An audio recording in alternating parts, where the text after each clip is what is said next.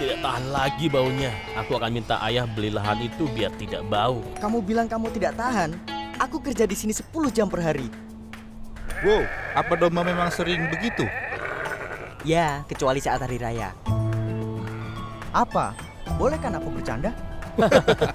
Kasihan Pak Budi, dombanya cuma laku sedikit tahun ini. Siapa yang mampu beli domba sekarang? Kami 3 keluarga patungan untuk bisa berkurban. Aku tidak paham, kenapa kita harus berkurban? Nabi Ibrahim alaihissalam adalah teladan iman terbaik. Dulu dia berkorban untuk membuktikan ketaatannya kepada Allah. Dan itu mengajar kita untuk berbagi dengan orang miskin. Aku setuju dengan Hamdan dan Ali. Itu kisah yang aneh, tapi Nabi Ibrahim memang teladan iman yang baik. Apalagi pendapat kalian tentang hal ini? Aku merayakan hari raya tiap tahun, tapi jujur, aku tidak tahu maknanya. Nabi Ibrahim itu yang bikin perahu besar ya? Tong kosong nyaring bunyinya. Bimo, watak seseorang susah berubah. Ya memang benar, dia seorang nabi. Allah meminta Nabi Ibrahim mengorbankan anak kesayangannya. Itu perintah yang sangat sulit. Nabi Ibrahim menaatinya, tapi saat tangannya siap untuk menyembelih, ada malaikat menghentikannya. Nabi Ibrahim membuka mata dan melihat Allah sudah menyiapkan domba sebagai kurban pengganti. Hei, bukannya lebih enak puasa 1 minggu dan lebaran sebulan ya? Ya Allah, ampunilah mulutnya ini. Betul Ali, perayaan ini tentang pengampunan. Kamu ngomong apa sih? Aku belum pernah mendengar itu. Ya, kupikir cuma aku yang bingung. Masih ingatkah cerita Nabi Adam dan Siti Hawa? Apa kaitan mereka dengan semua ini? Abdullah kemarin sudah sempat jelasin waktu kamu sibuk dengan cewek di bis. Oh iya, ngomong-ngomong, apa hubungan kalian berlanjut? Ah, kamu bercanda. Mustahil. Kalau dia mau sama kamu, pasti kamu girang. Ah, tong kosong nyaring bunyinya. Aku merasa sahabatku tidak memahamiku. Kalian tahu, cinta itu kayak ragi yang tumbuh dalam gelap. Dia beneran tuh nyariin kamu di Facebook. Aku bingung, kenapa kamu heran? Jika kamu memahami wanita, kamu akan tahu mengapa mereka menyukaiku. Jika semua lancar, kamu harus segera minjemin aku, Mas Kawin. Astagfirullah.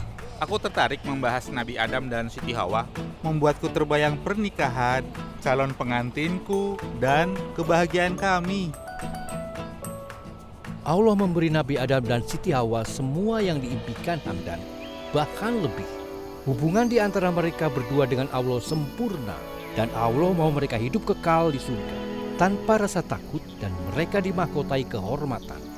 Mereka telanjang tetapi tidak malu. Ya, aku heran, kenapa suami istri harus pakai baju di rumah? Hamdan, aku mau melihatmu menikah dan tahu kenyataan hidup. Dia benar, impian kita akan kebahagiaan, kenikmatan dan keindahan hidup Allah sudah memberikannya kepada Nabi Adam dan Siti Hawa.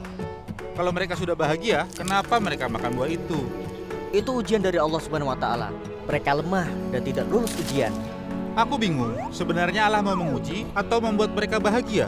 Allah tahu mereka akan sangat bahagia kalau mereka percaya kepada Allah.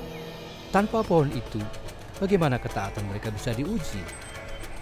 Jadi, apa dampaknya untuk kita? Mereka mengacaukan semuanya. Kita punya pertanyaan yang sama kan? Pertanyaan apa? Apa masih ada harapan untuk kembali ke fitrah? Kembali kepada hubungan awal dengan Allah? Masih ada harapan? Kalau mau tahu, kita harus balik lagi ke Nabi Ibrahim. Jadi maksudmu Nabi Adam dan Siti Hawa dikasih pilihan lewat sebuah pohon. Dan Nabi Ibrahim juga dikasih pilihan. Kesimpulan yang benar. Nabi Adam dan Siti Hawa gagal, tapi Nabi Ibrahim berhasil. Nabi Ibrahim taat kepada Allah. Nabi Adam dan Siti Hawa kehilangan segalanya. Nabi Ibrahim dapat apa? Ridho Allah. Apa maksudmu? Ada tertulis, Allah membenarkan Nabi Ibrahim karena imannya. Dia menjalin kembali hubungan baik dengan Allah yang rusak karena Nabi Adam dan Siti Hawa. Jadi dia diampuni? Tepat sekali. Kenapa ceritanya tidak selesai di situ aja dan kita hidup bahagia selamanya? Kenapa seekor domba harus mati? Pertanyaan bagus. Kenapa Allah menyiapkan kurban pengganti anak Nabi Ibrahim? Di dalam bis kami sempat bahas kalau pengampunan itu sulit dan mahal bagi yang mengampuni. Ya, dan tentu akan lebih sulit kalau sudah melibatkan kemuliaan Allah. Tapi dombanya kan tidak salah. Kenapa dia harus mati? Kamu melompati ceritanya. Cerita apa? Lewat para nabi, Allah menceritakan satu kisah besar. Awal yang sempurna, kehancuran tragis, penebusan dan pengampunan Allah, dan kebahagiaan kekal.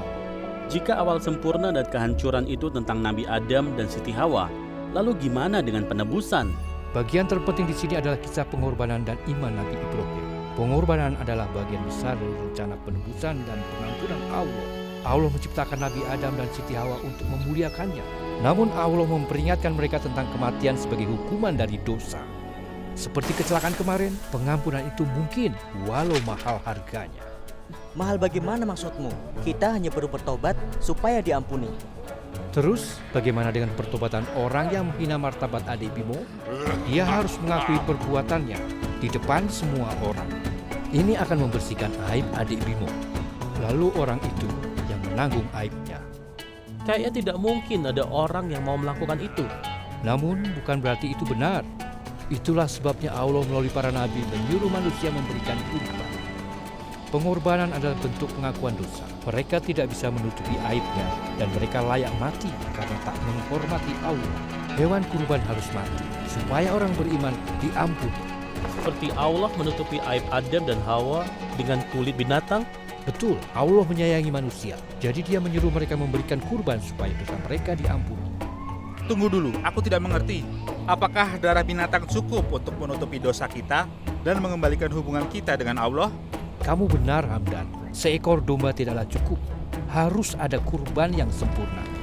Tapi sekarang sepertinya kamu yang belum pati ceritanya. Cerita apa? Tadi sudah kubilang, cerita tentang Allah. Para nabi tidak berdosa. Mereka tidak perlu melakukan pengorbanan. Ini cukup menyedihkan. Setuju. Kita mau bahagia selamanya kan? Tapi dosa memisahkan kita dari Allah. Sama seperti para nabi. Kita tidak mau menghina Allah, tapi kita justru melakukannya setiap hari. Ali, kenapa kamu pikir para nabi tidak berdosa? Nabi Adam dan Siti Hawa makan buah terlarang. Nabi Ibrahim berbohong dan bilang Sarah bukan istrinya 2 kali. Nabi Musa membunuh orang.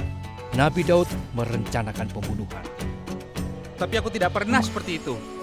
Isa Al-Masih bersabda, siapa memandang perempuan serta menginginkannya, ia telah berbuat zina dengan perempuan itu di dalam hatinya.